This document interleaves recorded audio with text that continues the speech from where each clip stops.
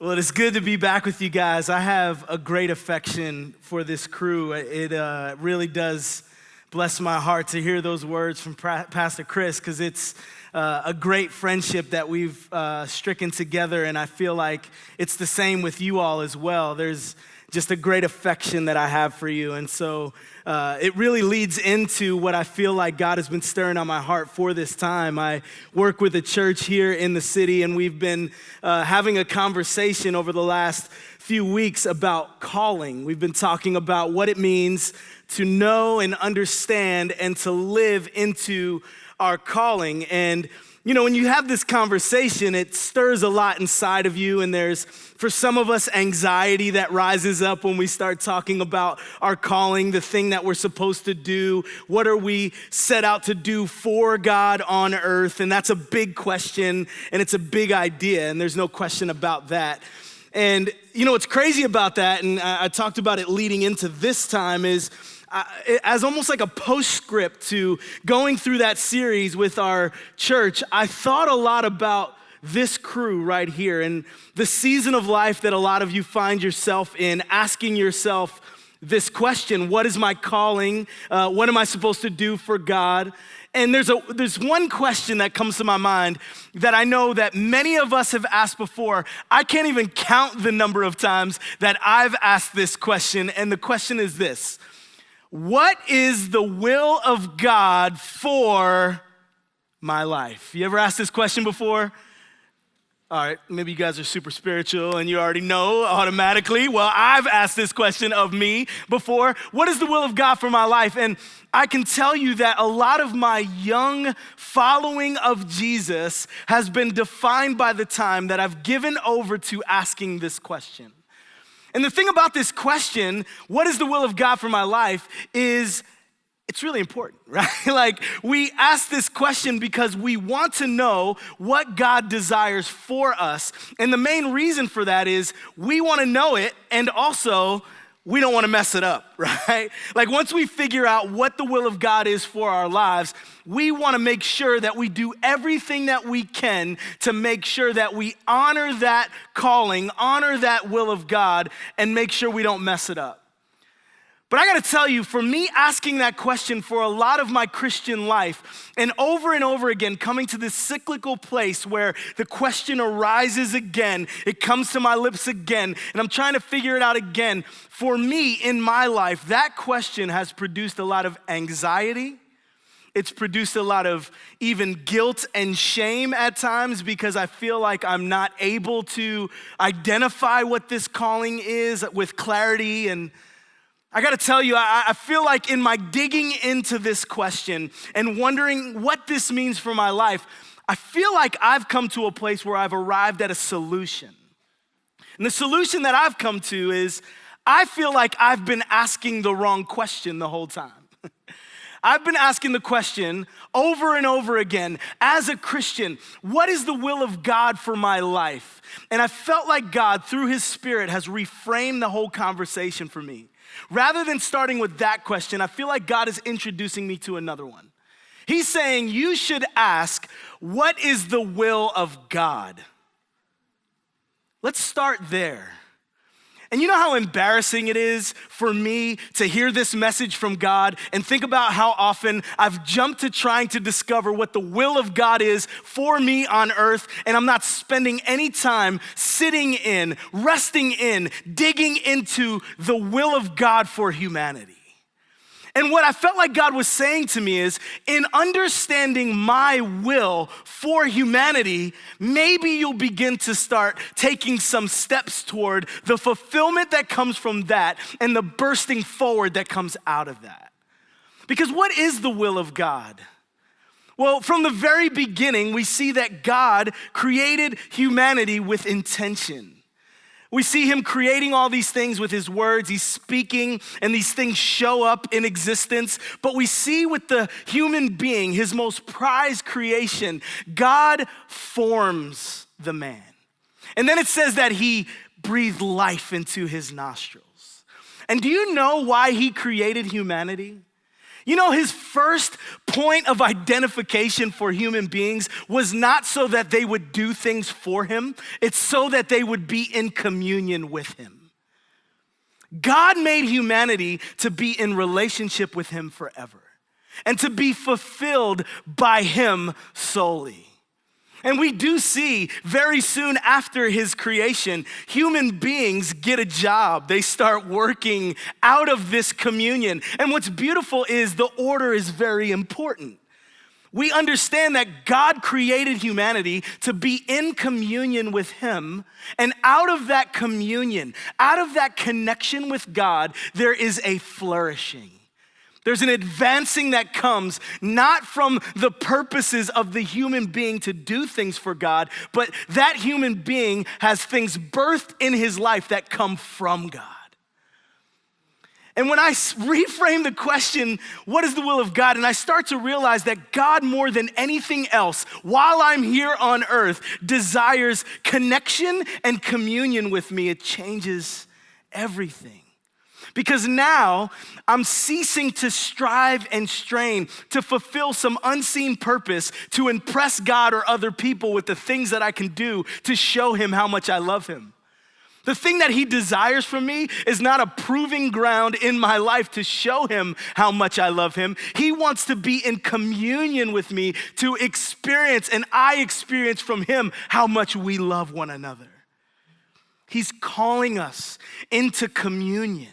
And when we start talking about our calling, the thing that we need to start with is not where do we need to go, but who do I need to be with? It's from communion that this is true. There's a verse in the Bible in 1 Corinthians chapter 7. And this verse kind of flies in the face of a lot of what I would say in my life I've thought about when it comes to calling and working for God. I'm always forward charging and advancing, thinking about the next thing that I need to do for God. And it says in 1 Corinthians 7, don't be wishing you were someplace else or with someone else. Where you are right now is God's place for you. Live and obey and love and believe right there. See, in my life, I've gotten so caught up with this desire to be at this next place where God wants me to go. What is the thing that he wants me to do? What is the will of God for my life? And he is saying to me, there is communion with me right where you are. And if you can find fulfillment in that place where you are, there will be a bursting forward that you cannot help but watch unfold. So calling ceases for me to be a thing that defines my Christianity. Calling for me ceases to be a source of anxiety if I can't figure it out and find it out and do that thing right away. Calling for me begins to be this product of communion with God. And what he's calling us to as human beings is to find contentment in him. You know, it's amazing. We had this series that I was talking about and we called it Holy Discontent. And what's beautiful about that is I believe God has put that in every human being. There is something in your life as a result of your connection with God that you have identified in the world as a thing that just simply is not the way that it's supposed to be. Right? You look out at the world and you go, there is a holy discontent in my heart. There is something that I see that I know that by the way of Jesus, I am called to enter into. But do you know what I realized about this holy discontent idea? God started really challenging me because I love the idea of a holy discontent. And I believe that it's okay for us to have a holy discontent, but it is not okay for me to live a discontented life. There's a big difference between those two things. And many of us sometimes allow them to overlap one another. We can have a holy discontent. It's okay for us to look out at the world, see injustice, and desire to contend for the way of Jesus inside of it.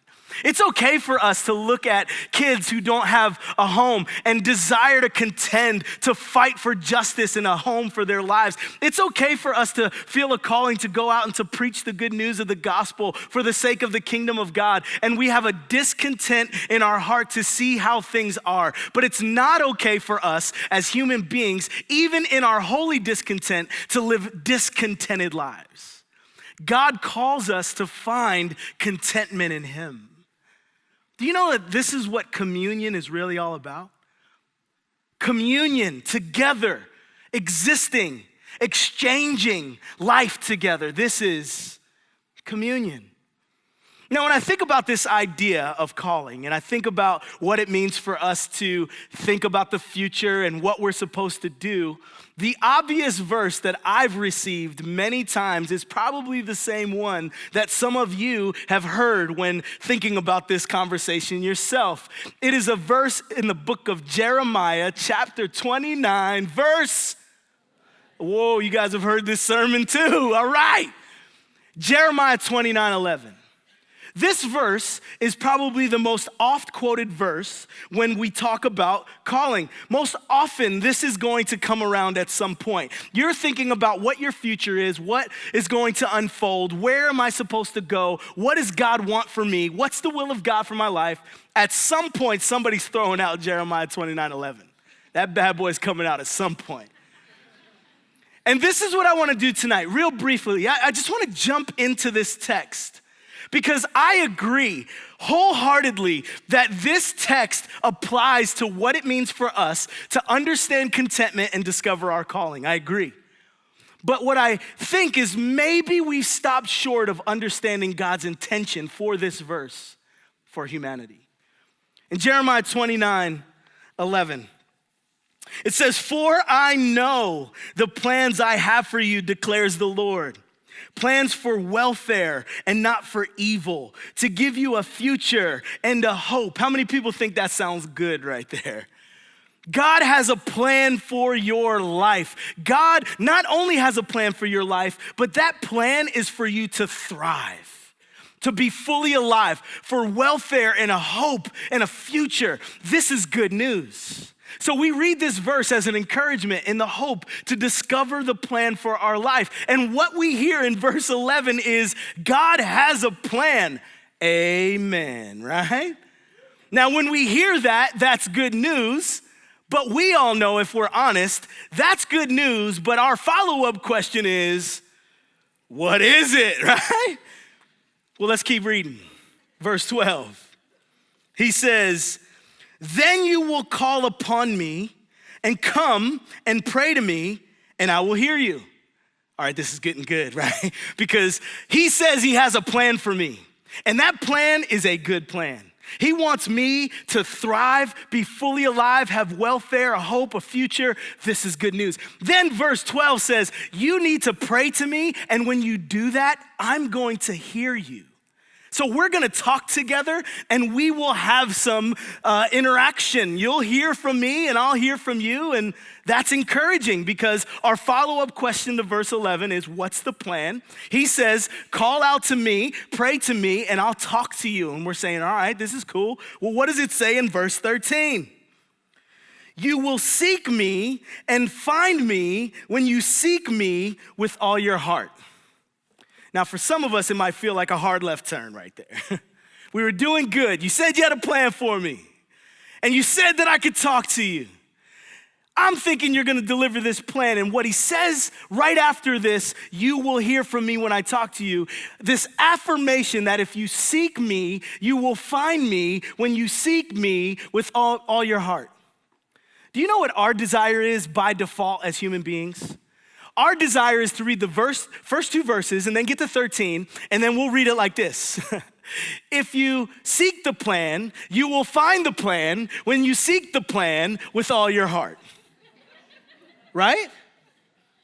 So we're thinking, okay, in the natural progression, I know the plan that I have for you, a plan for you to prosper and a future and a hope, all the words that are there are beautiful.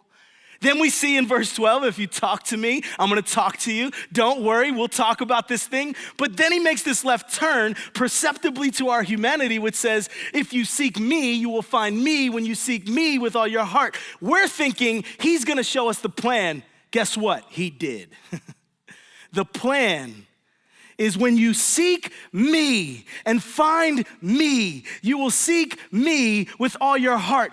All I want for you in your humanity is not to pursue some plan or something to do. All I want you to do is with all of who you are, all of your substance, as it says in Proverbs, I want you to give everything over to finding me. And when you find me, you will have done enough.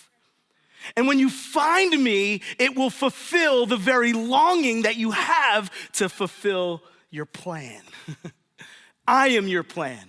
You know how I know this is true? Let's read the last one, verse 14. I will be found by you, declares the Lord, and I will restore your fortunes and gather you from all the nations and all the places where I have driven you, declares the Lord. And I will bring you back to the place from which I sent you into exile. You know why I want to read that piece right there? Because he's not talking to us right there. You might be saying, what are you saying? Do you know contextually right here, this message is being delivered by a prophet from God for the people of God. And he's talking to these people. And in verse 11 through 13, we see something that applies universally. And right at the beginning of 14, he says, if you seek me, you will find me. And then he says, I will be found by you. And guess what? Right after that, I will be found by you, we can just put a blank space right there. And the blank space is whatever it is for you will be for you as a result of your communion with him. For these people right here, the fill in the blank was, if you come and find me with all your heart, I'm gonna restore you guys back to where you were removed from. Remember, he's talking to a specific people. You know why this is encouraging? Because there is a fill in the blank for your life as well. And that fill in the blank is not prescriptive. It comes as a result of communion with Jesus. What he's saying is, if you come to me, you give everything of who you are to me, in our connection together, you will be so fulfilled that you will long for nothing else. In Psalm 37, verse 4, it says, delight yourself in the Lord, and he will give you the desires of your heart. That sounds really good. It also sounds pretty transactional, right? If I desire, or if I delight, then he'll give me desire. But in our humanity, we read that verse as this if-then prospect. If I do this, then I'll do that. What he is saying to us is the delight part is really the most important thing. You know why? Because the definition of this word delight is not just feel good or be happy or be content for a moment. It is to be so filled, so satisfied that you want and long for nothing else. And what he's saying is, delight in me, find full contentment in me, and everything else will really kind of be irrelevant. And it will unfold, but it will come out of your satisfaction in me first. Not your work for me, your connection to me. You know, I was thinking about back in the 1500s when Michelangelo was commissioned to paint the ceiling of the Sistine Chapel. You guys ever seen the photo of this? Or maybe some of you have been there. I ain't got that much money, so I saw a lot of photos about it, right? And there's this beautiful, unbelievable work of art that's on this ceiling. The Sistine Chapel, it's one of the most important works of art in history, some people say. But you know what's amazing? Imagine if you walked in about 6 months into the project.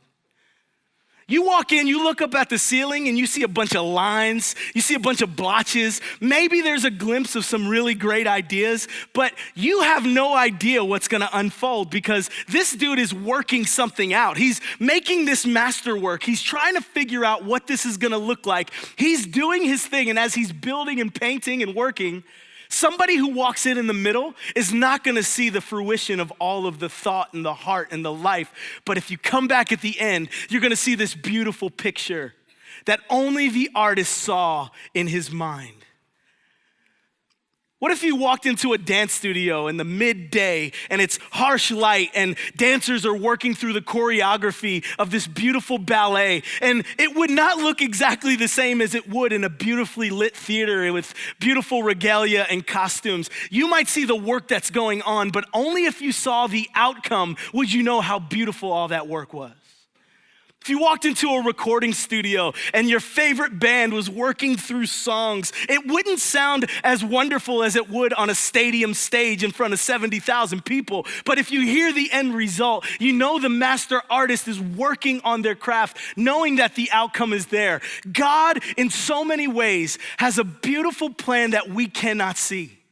And our call is to commune with him, to find contentment in him, and in doing so, trusting that the master artist is unfolding something that we can't see the end of. And our contentment doesn't come from getting to the end. Our contentment comes from the trust and the promise that in the middle of the painting, he is fully aware of us, he is communing with us, he is satisfying us, and that satisfaction does not come from what we get to do for him. It's because we get to be with him.